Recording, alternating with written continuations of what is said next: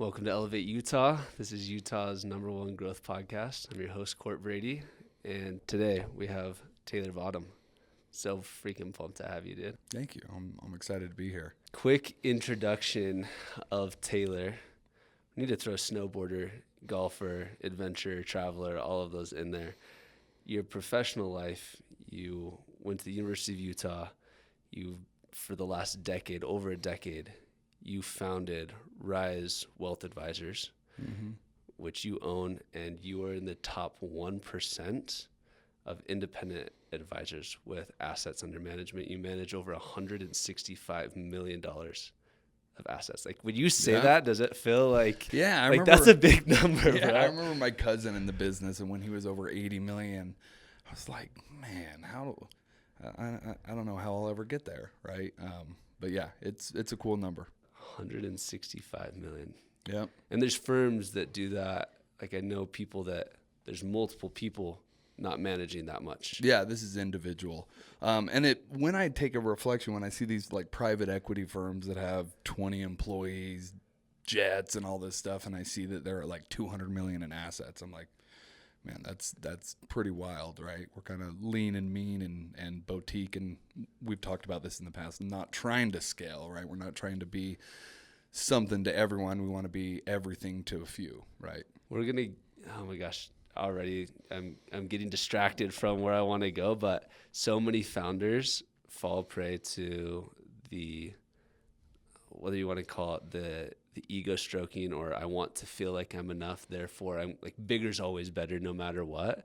Did you just come into this knowing like, here's what I want to be, here's the lifestyle I want to have, confident in who you are? Or was there like this, I got to this point and realized more money wasn't going to make me more happy, so I curated my life? Like, what happened first? Yeah, good question. In my business, man, it's a 93% or 93+% fail rate, right? So those first 3 to 5 years, you're just grinding, right? You're trying to meet with anybody that'll fog a mirror. It's regulation getting thrown after you, minimums.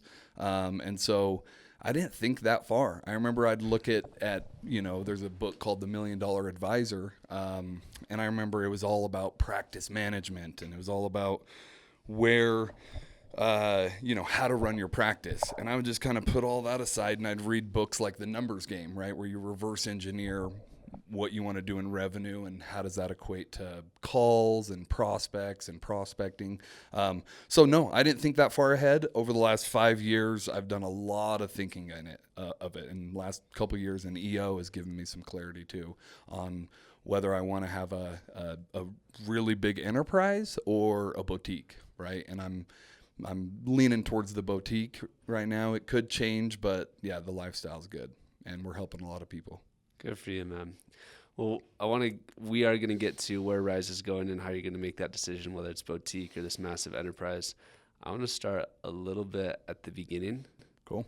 How did you make the leap? Like, what were you doing that caused you to say, you know what, I'm going to go full in, be an owner, start my own thing? Yeah. So originally I was a really good student. I got good grades in school. I was going to be a construction manager or some type of an engineer. And I went and knocked doors for this group called Federal Financial, whose building is actually, office was in this building. It's kind of full circle. Yeah, the next office over. Kind of full circle. They're not there anymore. No. So I started knocking doors with my buddy, and we were setting up appointments for financial advisors. They were really just selling life insurance products, right? IULs, which they'll say they're advisors, but really selling insurance products. And I learned compound interest, and it just blew my mind, right? The rule of 72, how your money compounds. And so I did that for a summer, and then my construction manager's like, hey, I'll have you go frame houses so you can get into the engineering world. And I remember swinging a hammer, and I looked down, and I saw a door knocker.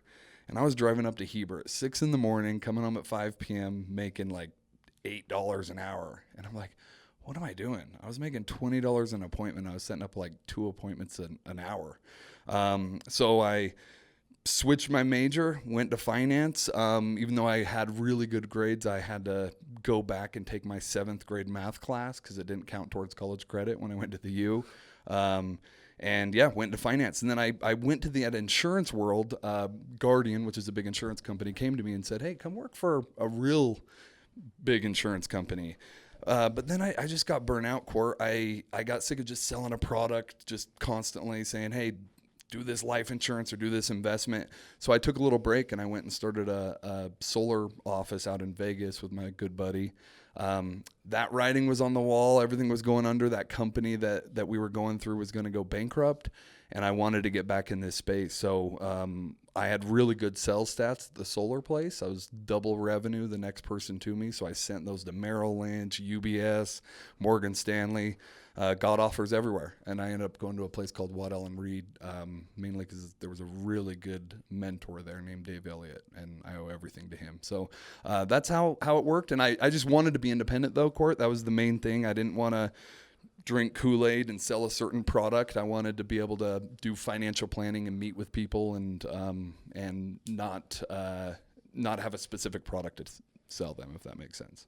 I want to talk about the early days, and then I want to come back to Dave Elliott. Okay. There's a lot of power in what you just said, so I want to double click on mentors.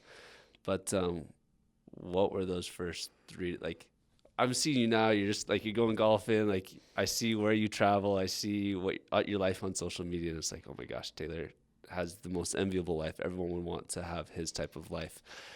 I anticipate the first 3 to 5 years was not quite the life that you have right now. Can you talk about that? No, it was a grind. We were just in San Clemente for a couple weeks.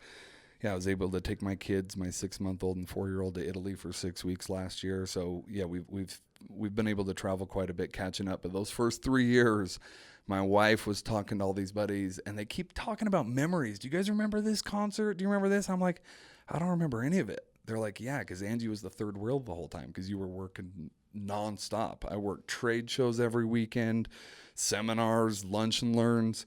I'd be at the home show for 40 hours over the weekend. Same with the travel show, the RV show. So yes, it was a grind. And if you averaged what I made per hour, right? I made like 60 grand my first couple years. And I probably put 30 back into my business. And my industry's so grueling, I was still top 1%, right? I could have went to Merrill and had a salary and been an employee, right? But I'd been self-employed my whole life, right? I've never really been an employee. And so I had a good friend's mom who was at Fidelity, and she's the one that said, hey, go independent. You've already knocked doors and done solar and proven yourself as a business owner, someone who's self-employed. Take that skill set that you have and leverage it into the wealth management business. I was second guessing quite a bit. Second, third year, we had some really rough years, and I was really, really close to selling out and going and working for the man. Why didn't you? My wife believed in me. I believed in me. Supposedly, looking at the numbers, I was still top, 5%. And I'm like, how? But there was a lot of change. Department of Labor came out with some new regulations in 2016 and 17. So a lot of firms before, they'd let anybody come work for them. But, halfway through, they're like, hey, if you're not over 100 grand a year, you have to go on a team. And I was at like 102, right?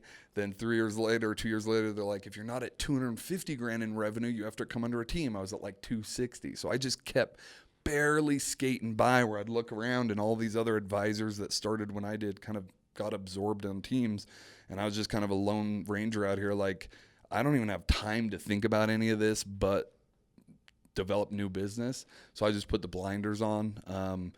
And I could have done solar. I probably could have worked a day a week and made another couple $100 grand a year. But I'm one that I'm fully committed, right? And if I would have spent any time doing anything else while I was building this business and I didn't make it, I couldn't live with myself, right? I relate it to snowboarding. If you're going to hit an 80-foot jump and do a backside 720, you better be fully committed or you're going to get hurt, And so my wife was supportive. I mean, she begged me a little bit, because it was tough. We were putting her through nursing school, moved into our in-laws' basement.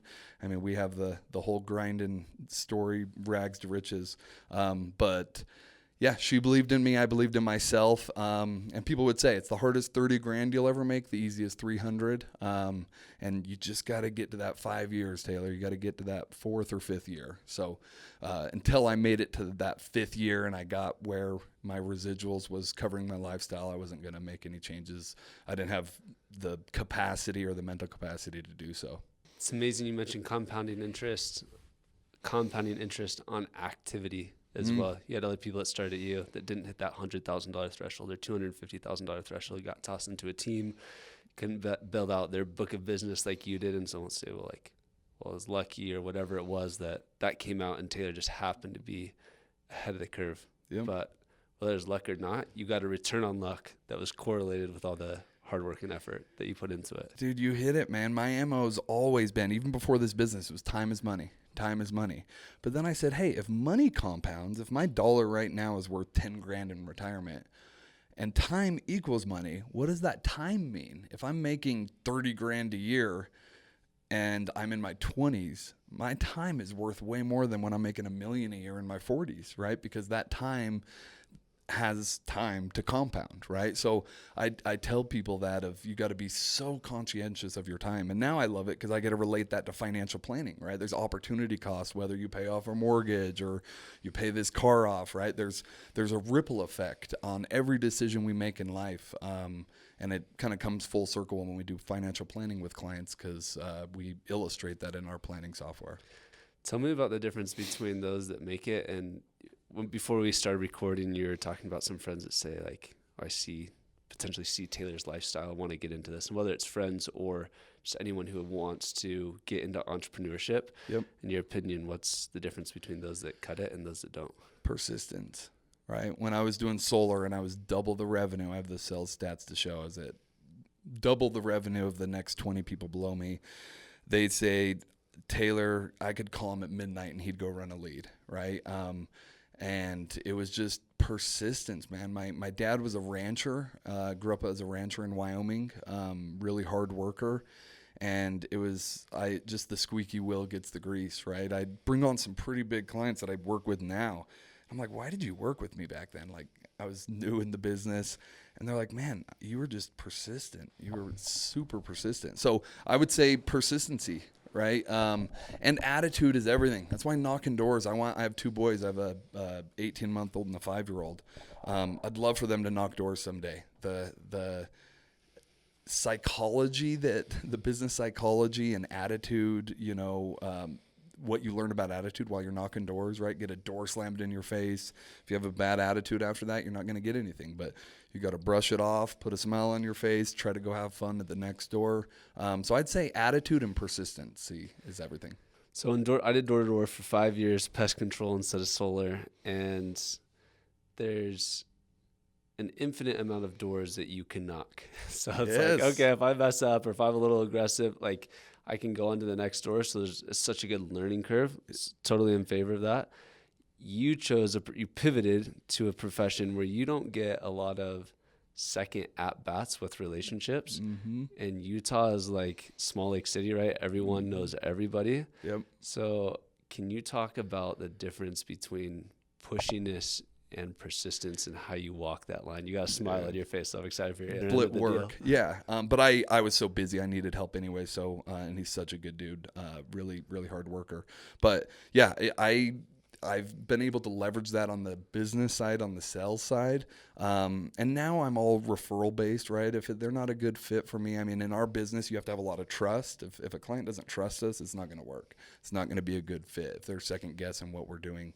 And so, yeah, early on in my career, that persistency and being able to do seminars and lunch and learns and try to convert those touches of people that you see to, not only prospects, but appointments and eventually clients, it did help with the start of that process. Right in the middle of the process, while I was putting them on as clients, I had to constantly talk to my mentor, and he'd give me all these different books about, hey, you've been reading sales books your whole life. Let's flip that script and read consulting books, right? More the doctor relationship, the crucial conversations, that kind of stuff. Interesting. Tell me about the role a mentor played in your success. Dude, it's everything. College kids say, hey, what's the advice you'd have? And I'd say, listen, the chances that you're going to work at the same company forever is pretty rare. But the mentorship you get at these firms or these companies and whatever business you are, that's gold. That's forever. So I think, it's all about people and the mentorship. And I had literally the best mentor in the world. He's very objective, really cares for other people, even at the cost of himself kind of suffering sometimes. Just such a good person. I got super lucky to get that mentor, Dave Elliott. Give him a shout out for sure. So yes, I think it's everything. Mentorship is everything. So if somebody is listening to the podcast, they think, oh, I want to go get a mentor. Like they hear you say that. Do they just like ask somebody to be a mentor? Like how did they approach that mentor acquisition? Yeah. Like if someone wants to get in my business, I always say, give me a call, because I can kind of help them get a lay of the landscape if it makes sense. And they join my firm, like one of my good buddies, Benton, did a couple of years ago. That's great. But I would say find people who you appreciate what they do, how they do it, how they treat people, not just the revenue, not just the money. My mentor was definitely not the top producer by far. But it's find those traits that you're looking for. And for me, it was longevity. It was how to build these relationships that it's not turn and burn, but let's put, 250 households on and grow with those households for the rest of your life and watch them and their family blossom. So I'd say look for attributes that you're looking for, and don't always go towards the top producers or the top revenue, I would say, right? It's I saw something in this mentor that showed me he was a good person, and I think matter pays or debt, and he was ahead of the curve. And that's rare in my business. I had other mentors or managers that were like, hey, just go sell annuities. You got to ring that cash register. Hey, what can we do to get you another 30 grand so I can get my bonus, right? I never heard the word bonus from him. Or he's like, no, you got to do what's right for the client. If I don't get my bonus, so be it. We're not going to jeopardize this client's retirement for it, right? I'm making my industry sound bad, but it's true. There's a lot of people in my industry that are revenue commission based as opposed to relationship based. I want to touch on that in just a second. You mentioned he had this switch of you just need to sell to you actually need to consult. Yes. So you wear a lot of different hats. Yeah. Would you describe yourself as, obviously sales is part of it, but when you're working with clients, are you their consultant? Are you their advisor? Are you their therapist? Yeah. I would say I'm their CFO and their financial behavioralist, right? Behavior finance is big in my business. It's everything. It's the more that we get to know our clients and their behaviors and their goals, the better that we can advise them. I have a really good buddy who's really conservative. He was with me all last week, and I'm always playing devil's advocate with him.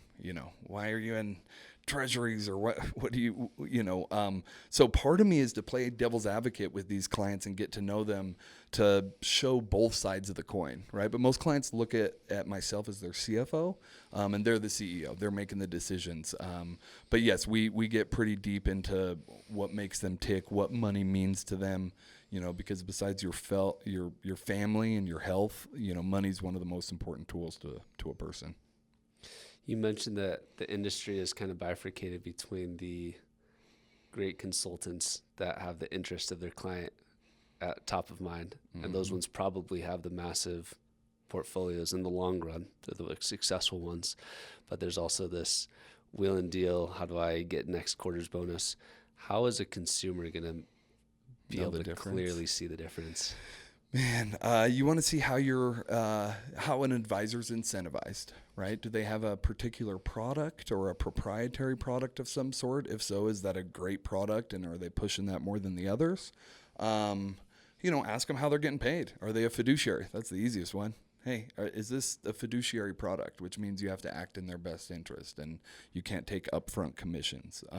So those two, just ask your advisor if he or she's a fiduciary. Can you list a couple, like, for me, if I just said, hey, give me a couple products that are non-fiduciary and Yeah. are fiduciary. Annuities, whole life insurance, variable universal life. Those are commission-based products. A lot of those you don't even have to have your investment license to sell, but your card will say you're a financial advisor. And then a fiduciary is an advisory account, a fee-based account, you could call it a brokerage account without commissions. Do you get a lot of heat when you are this transparent from the other side? Because I came from a proprietary shop at Guardian, right, I'm a lot more sensitive to it. And when I started at Waddell & Reed, they had a fund that they tried to have me constantly push.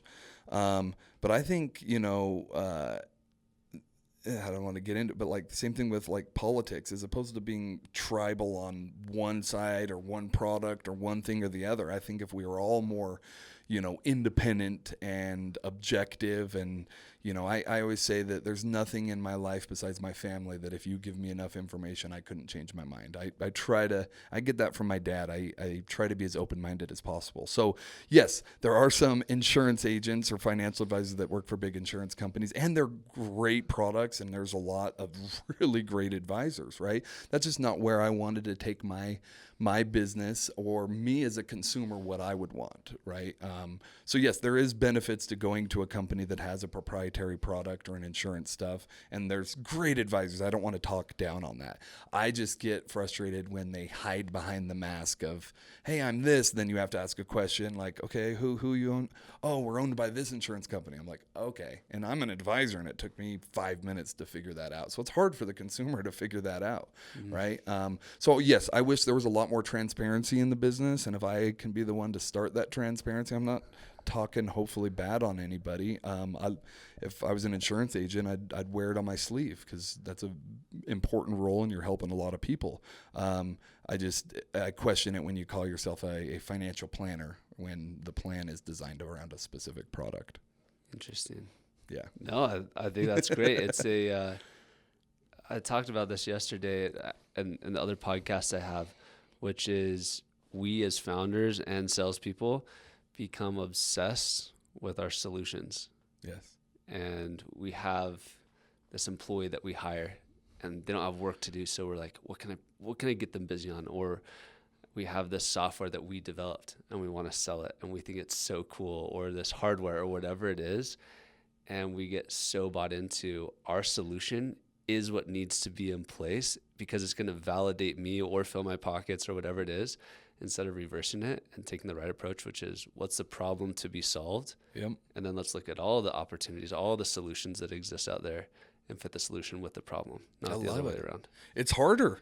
Man, early in my career, I was like, man, I wish I just had a product to sell somebody, right?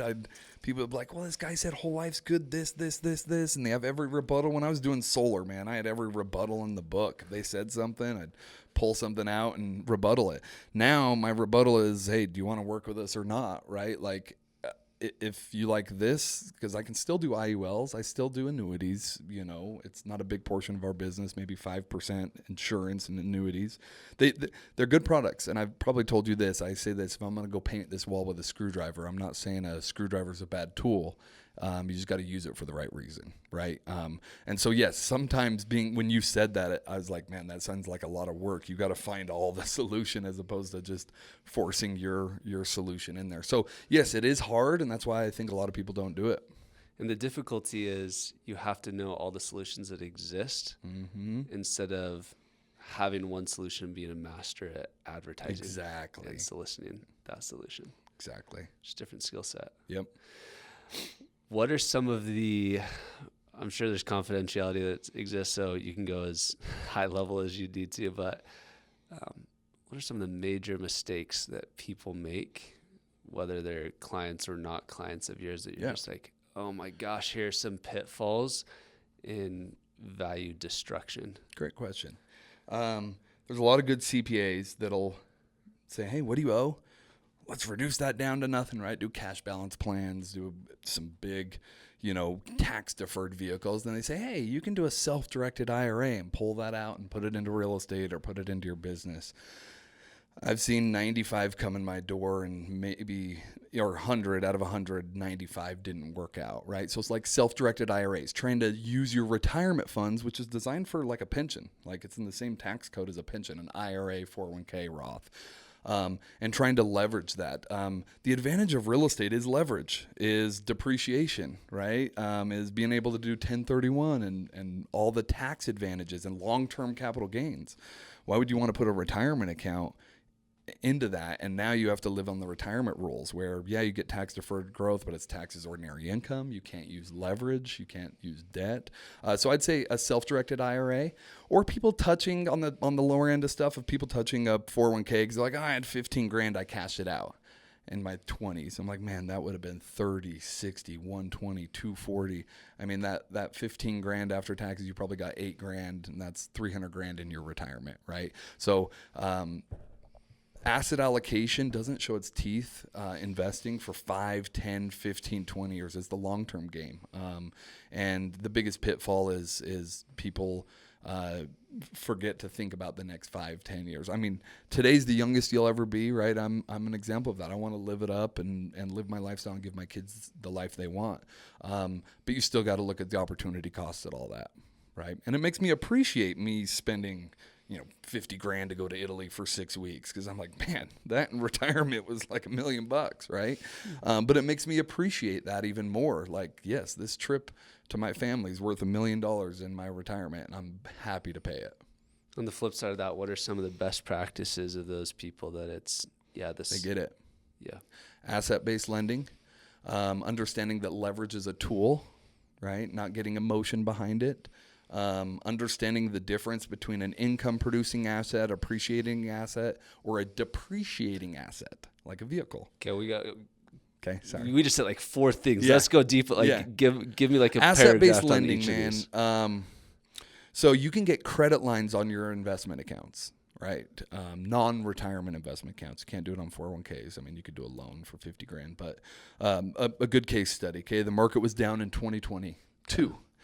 I had an opportunity to buy a Sprinter van business and rent it out and renovate it. It's going to pull from my investments, and my accounts were down like 18%. I was like, man, I don't want to sell at a loss to buy this van.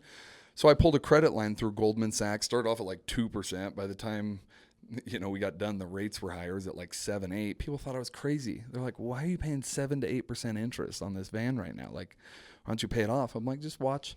Well, the market recovered like 38% from that low of when I borrowed from it. Once it recovered, I started paying it off. So I got a 30% spread.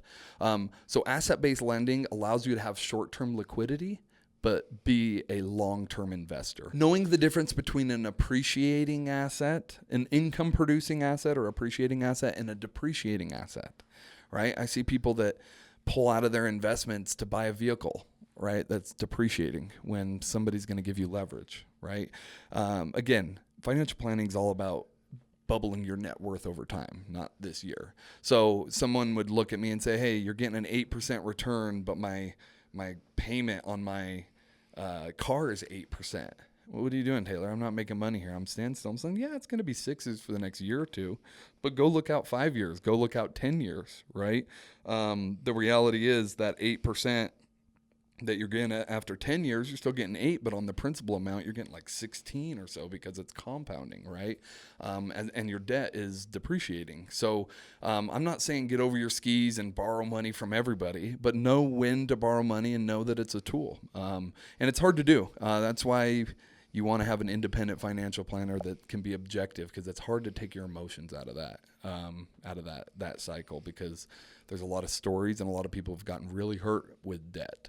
So there is smart leverage, and then there's other things that I don't think are, like credit cards, consumer debt, personal debt, all that, pay that off. But things like vehicles and mortgages, I feel like those are, that's the advantage of leverage, right? And this isn't for the Dave Ramsey crowd, people, making 50 grand a year, can't, they constantly spending more than they can make and are constantly in credit card debt. No, like I'm talking about for, higher net worth or higher earners or higher potential. Leverage is an amazing tool. You mentioned emotions. Yep. And the ability to make decisions from a place of logic versus emotion. Yeah. Can you talk to that?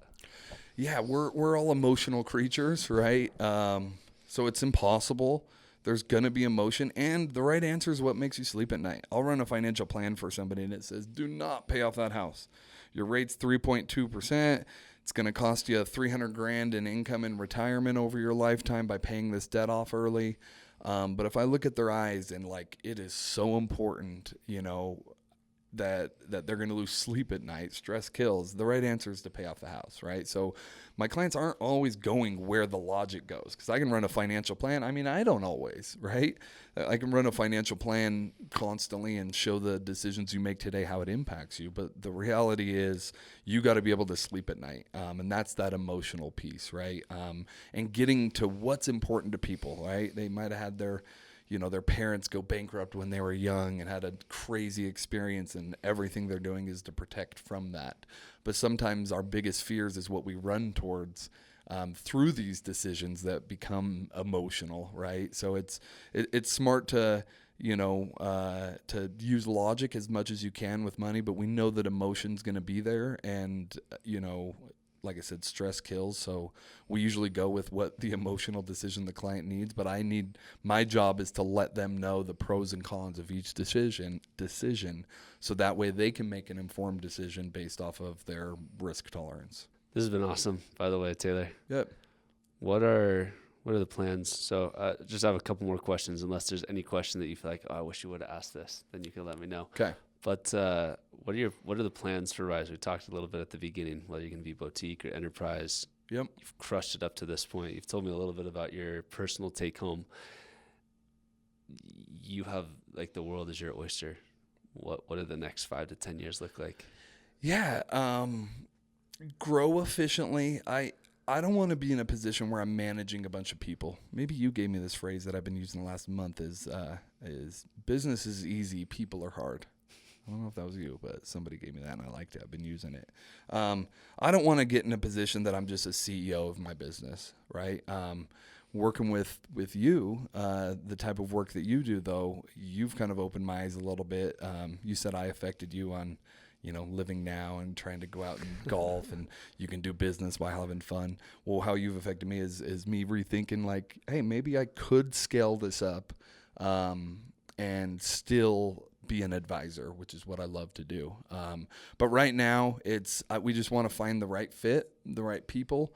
I probably still take on 30% of my clients that I shouldn't. They don't have over $500,000 or whatever their assets are, but I see something in them and I say, hey, if I can invest into this person and prevent them from buying a bunch of stuff that doesn't make sense to them or making some decisions, they're going to be my retirement plan. In 10, 20, 30 years, they'll have millions with us. So, I love to just keep doing that. I think maintain our household account. How we grow as opposed to just bringing on a bunch of junior advisors and getting lower accounts. I think what would make more sense is bring on maybe some experienced advisors that have books that can add different synergy or skill sets to the practice.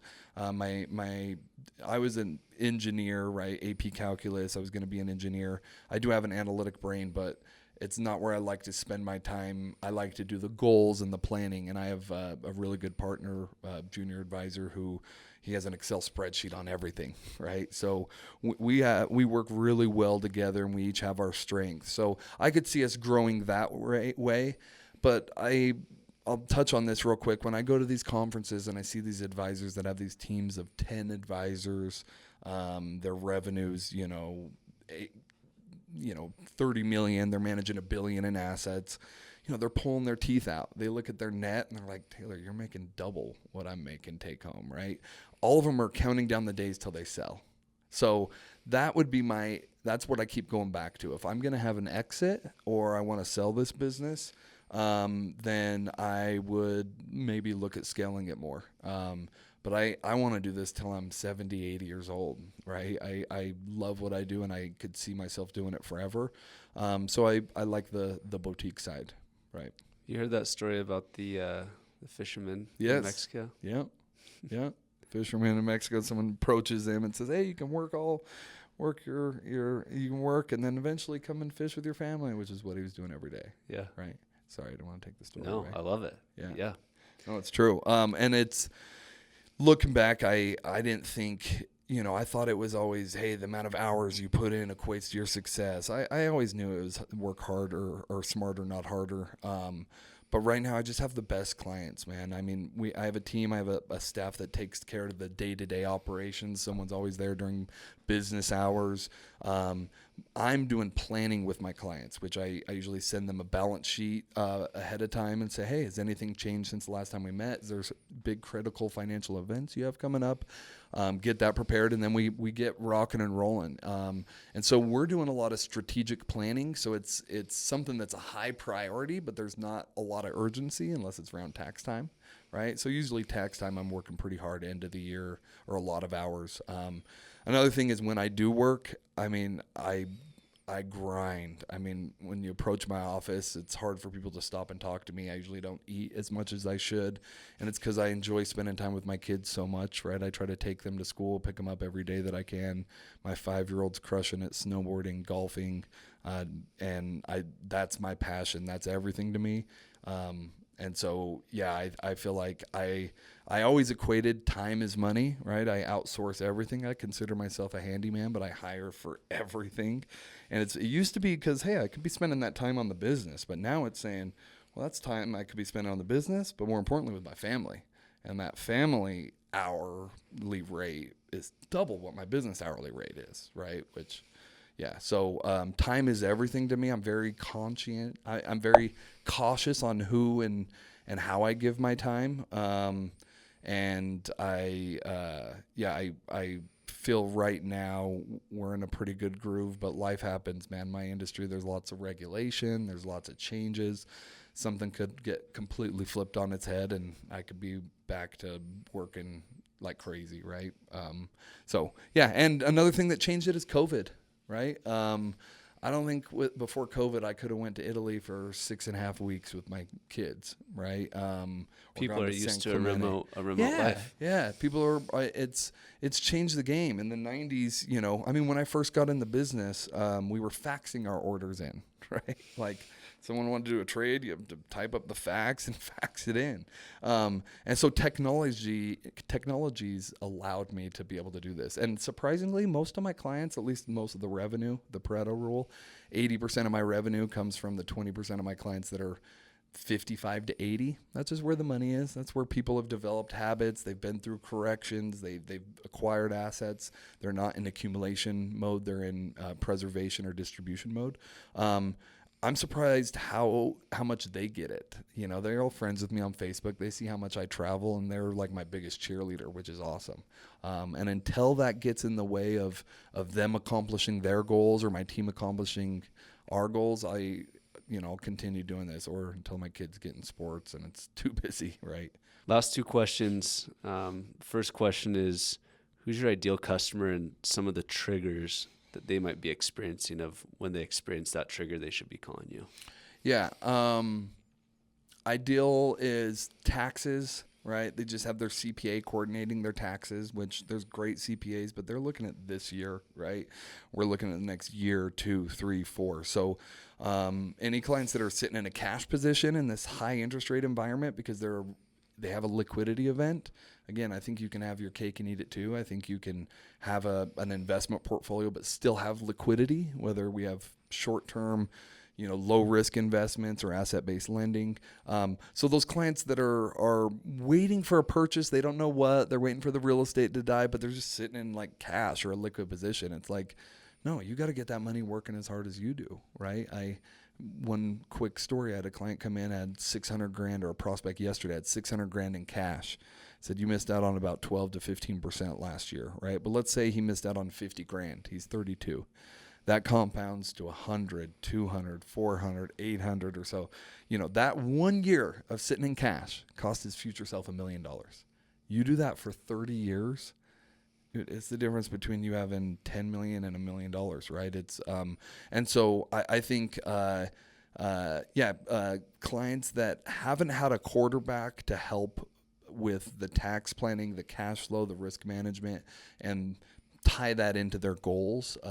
It sounds simple, but a lot of advisors are transactional.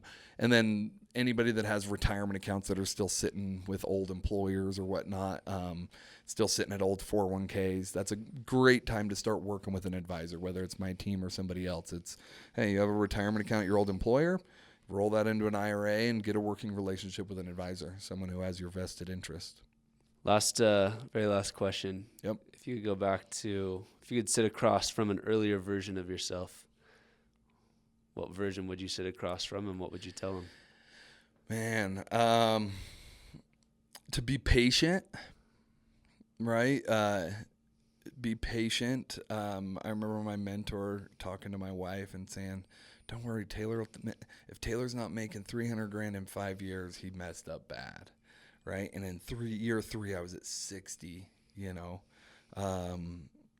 by 5 years, I went to 400 or so. So you went 30, 60. Yeah. It just compounds just like that. Right. Like our industry. Exponential. Yeah. It's exponential. It's pretty crazy. And you get in patterns and then, don't sell myself short, man. I was doing comprehensive planning, like better planning than I've seen most advisors. I've yet to see a plan that's as thorough as ours. And it sounds like a lot of work for the clients, but they just have to show up, give us their info, and sit back, and we'll show them the recommendations. But I was doing all my planning for free.